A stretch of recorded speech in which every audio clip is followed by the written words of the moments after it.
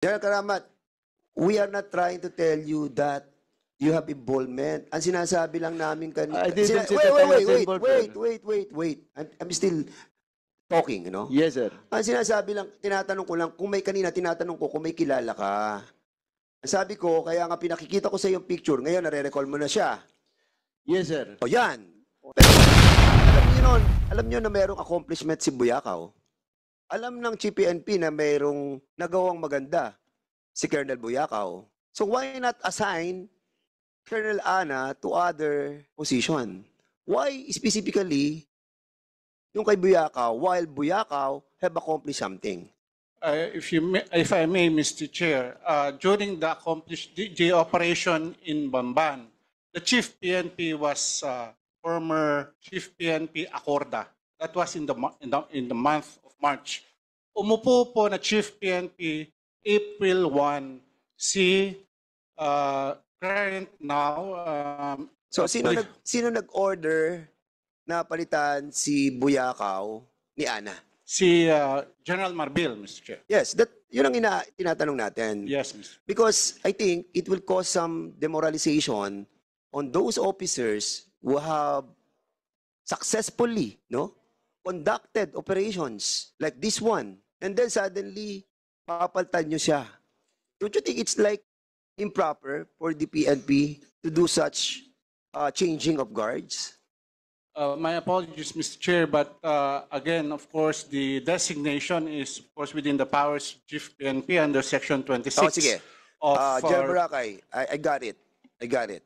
So, yung kay executive with the indulgence of Congressman Busita, kapraso na lang po. I just wanted to find out why all of the sudden napalitan agad si Buyakaw. And as a matter of fact, kanina sinasabi mo that there is a certain Colonel Busita Alejandro also? Yes, Mr. Chair. After operation ng CIDG-3 headed by Colonel Alejandro, the following day, nirelieve din po siya eh. So, ang nag-relieve dito during that time ng February 2, 2023 is not CPNP Marbil. This is during the time of Acorda. And who is the CIDG chief during this time? all this time, General Karamat, Mr. Chair. General Karamat. Siya na naman. General Karamat, you have to stay here. Sit down, please. So dalawang relief ang ginawa mo. Isa nung February 2 with Colonel Alejandro and the other one is with Colonel Buyakaw. After all the successful operation, what I heard from Congressman Busita, parehong-pareho that nag-operate, naging successful, tapos nire-relieve. Pero different CPNP. Am I correct, General Karamat? Good afternoon, Mr. Chairman, sir. No, sir. I was not to clarify the matter, sir. I was not the one who relieved Colonel Buyakaw. But in the case of Colonel Alejandro... Wait. General, ikaw ang chief CIDG. Yes, sir. So, it's command responsibility. Oh, ikaw pa rin nag-sign. But there are orders coming from the higher ups. Is that what you're trying to say? That's correct, Your Honor. So, during these two instances, wherein the first na-relieve si Colonel Alejandro and Colonel Buyakaw, ikaw ang CID chief. That's correct, Mr. Chairman, sir. Yes, that's the reason why your answer is wrong when you say no. So, ang ibig sabihin, hindi ikaw ang pumirma, pero may utos sa taas. Ganun ba yan? That's correct again, Your Honor. Okay. So now, going back to the interpellation of Congressman Busita, we are just wondering, dahil nung panahon ni Alejandro, February 2, 2023, ang chief PNP dito ay si Acorda. Am I correct? That's correct, Your Honor. And during the relief of Colonel George Buyakaw, it was already Chief PNP Marbil. Correct, Your Honor. That's it. Correct. So now, and during these two incidents, you are the chief CIDG. Am I correct? Correct, Your Honor. Ayan. O, so ikaw yung common denominator dito sa pagre-relieve ng dalawang grupong ito. Ang tanong natin nga kanina, tinatanong ko rin, why is it that after the successful operation, after a day, nirelieve natin si Colonel Alejandro at ito namang si Colonel George Buyakaw ay nirelieve din during your time. Why? Thank you, Your Honor. Let me clarify my position, sir. Go ahead. In the case of Colonel Alejandro, the cause of his relief has no connection to the operation of Banban. Before the operation in Banban last February 2023, Colonel Alejandro was already informed of the impending reshuffle of all the regional, of some regional chief of the CIDG. So he was informed already before the raid in Bamban happened, sir. So it was a normal rotation of all my regional chiefs because as a commander then, newly assigned commander or director of CIDG, I have to put in place my commanders whom I have the trust and confidence, sir. Okay. So, General Karamat, kailan ka po na-appoint bilang Chief CIDG? January 1, 2023. And when was the operation of the operation doon sa Bamban? That was February 2023. And in February fact, 1, 2023. yes, sir. Yes, sir. And in fact, Wait, General Karamat. yes, sir. So you were appointed as CIDG, na-assign ka, January 2023. Yes, sir. February 1, nagkaroon ng operation, and then February 2, na-relieve si Colonel Alejandro. That's correct, Your Honor. Si Alejandro, ang position niya during that time is, Regional Chief of CIDG Region 3, sir. okay, Region 3. Am I correct to assume that during that operation, it was the Region 1 who augmented the operation? That's a different operation, sir. Kailan nag-augment ang Region 1 instead of Region 3? Kasi I have a report here that's telling us that the operation that was conducted, augmentation nang galing sa Region 1, hindi sa Region 3. That was the operation led by the PAOK and Colonel Buyakaw, this is sir. during the time of General Acorda. Am I correct? That's correct, Your Honor. Bakit hindi kinuha sa Region 3 ni Acorda? That I cannot answer, sir. That's the wisdom of... Is it a trust and confidence situation? I think so, Your Honor. And that's the reason why Region 1 ang pinadalang augmentation imbis na Region 3. Who handles Region 3? Again, I cannot answer that. I don't want to speculate. I don't want to question You. the wisdom of then of the Ikaw chief ang ano, PNP. CIDG nun ah. Ikaw CIDG, you should know. To inform this committee, the operation in Bamban that was led by Colonel Buyakaw, I was on leave and I was not even informed of that operation. Even my command group was not informed. So, hindi ka na-inform ng higher-ups doon sa operation ng Banban. That's correct, Your Honor. And the reason why is I was on leave. on leave. Yes, sir. I was on leave abroad. So in other words, kaya nagkaroon ng augmentation ng Region 1? Again, I cannot answer that. Kasi alam mo, nagtatalo isip po dito bakit gagamitin ng Region 1 instead of Region 3? precisely yun yung ano yun yung kanilang area of jurisdiction eh.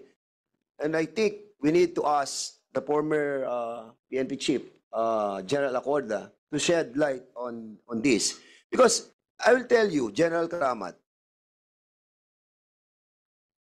if you're going to relieve all these people, no, and assigning them to the different parts of this country, there is a pending case. So yung pending case ito, nandito sa korte. Di ba? Asan yung kasong ito? Sa Bulacan?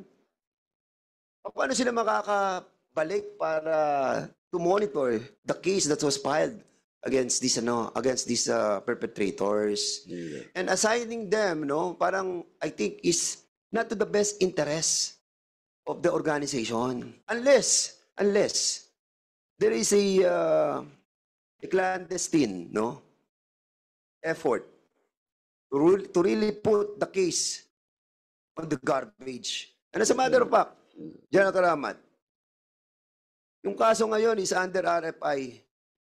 Di ba? Recommended for further investigation. Am I correct? General Karamat. Is this under RFI? All the cases that was initiated by Colonel Joshua Alejandro, the regional chief, siya pala ang regional chief ng CIDG. Siya pala. Si Joshua Alejandro, siya ang regional chief, hindi mo kilala? General Karamat?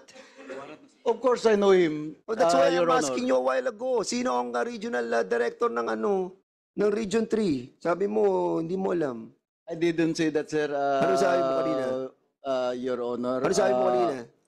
It was Colonel Alejandro, yung unang operation against the Pugo Ito in ang tanong Banda ko ulit, operation. General Karamat.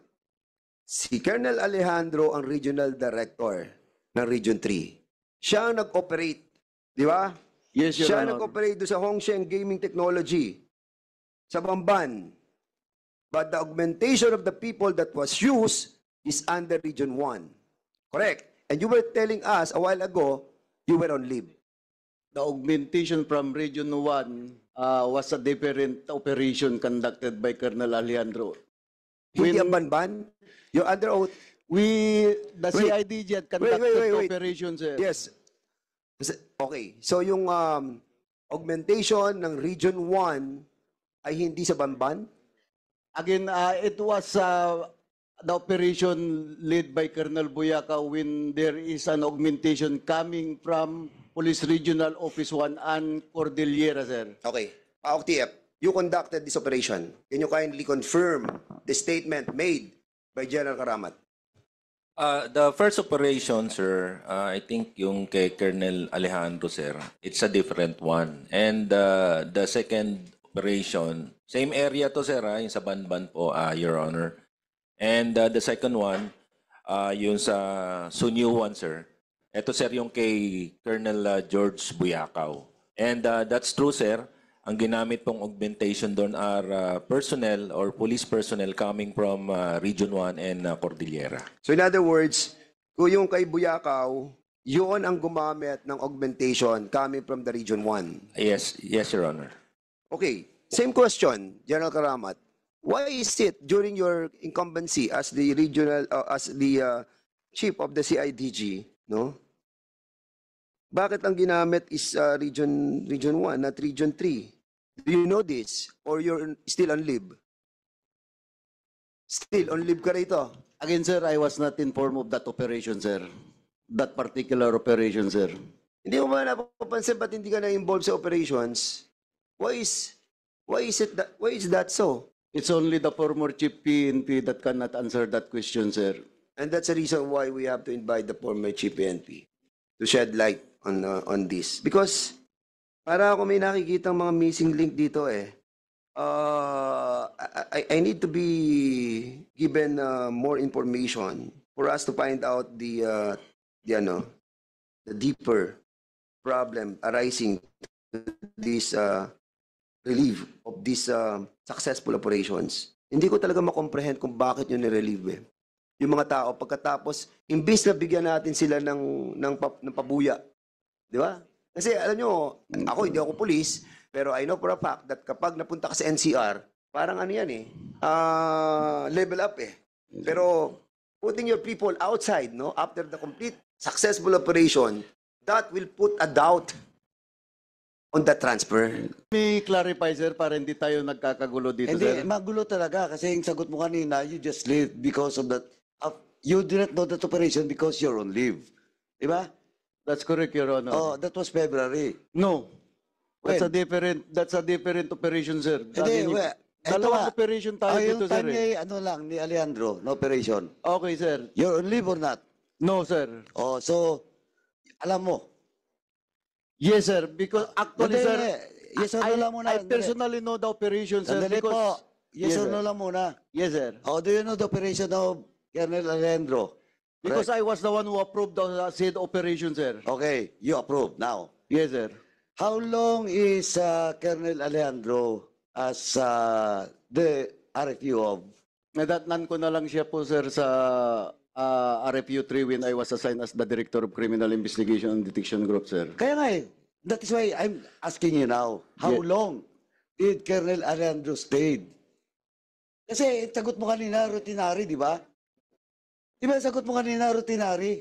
Yes, sir. Oh, kasi ang sagot mo, routinary at saka trust and confidence. Yes, sir. Oh, now, That's correct, sir. ang tanong ko nga, when was Colonel Arendrino assigned as Region 3 Chief? Ay, sagot mo kanina, routinary. Then, trust and confidence. According to my staff, sir, he was assigned there as a regional chief of CIDG in Region 3 for 6 months, sir. Oh, 6 months. Oh, kita mo. 6 months before his relief. That's correct, Your Honor. Oh, kita mo 6 months? Hindi, pwede yan. Kung talagang promotional purposes, kasi full colonel na siya eh. Di ba? Kailangan niya kumuha ng, kung nasa linya sa, pwede kukunin yung entry, di ba? Now, but the question is just 6 months now. Okay, routinary, medyo malabo. Next is trust and confidence. Nakaupo ka, alam mo yung operation niya, successful ang operation niya. Is it not trust and confidence with regards to your trust As to I, Colonel Alejandro? as I said before, sir, before the operation conducted by Colonel Alejandro, which was personally approved by me, he was informed already of the Yeah. impending reshuffle. And alam ko yon. Yes, sir. Alam ko yon. But ang sinasabi mo is he was informed. But now, ang basis mo is routinary. Hindi pwede, 6 months. Second is trust and confidence. He was informed, but this operation is successful, and during routinary, special operation, question of trust and confidence, you don't have trust and confidence to a police colonel that has just operated successfully against Pogo? As I said, there is no connection to the operation Hindi of nga, Pogo, why Mr. Chairman, Colonel Alejandro was relieved. Of course, that is your excuse or your defense. But what, ako, Colonel, kahit siguro mga kasapi dito, members dito, and even the public now, monitoring us, may cloud of doubt. Pasensya na po, the back of my mind is, it is not all about routinary and question of trust and confidence. Kasi routinary, malabo. Trust and confidence, magandang performance, successful yung operation. So, that's what you're telling us na na-inform. Pero kahit na-inform mo magaling palang bata to eh. Di ba? Kaya, Mr. Chairman, yung doubt, personally, and I hope, yun din siguro yung mga nasiisip ng mga members dito, ay yun dapat, Mr. Chairman, ang dapat ayusin natin sa organisasyon ng pulis. Kasi laging bata-bata. It is not based on performance. Kasi yung trust and confidence yan is precisely bata-bata. Whether the organization or the officers in front of us will admit, but that is now the normal practice in the police organization. And we want to check it. Kaya ayusin natin yan.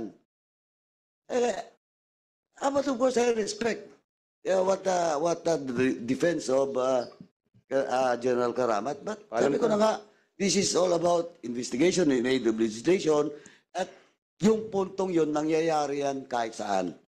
This is not only happening with the CIDG, this is happening all over the country. Yung question of trust and confidence na equals bata-bata.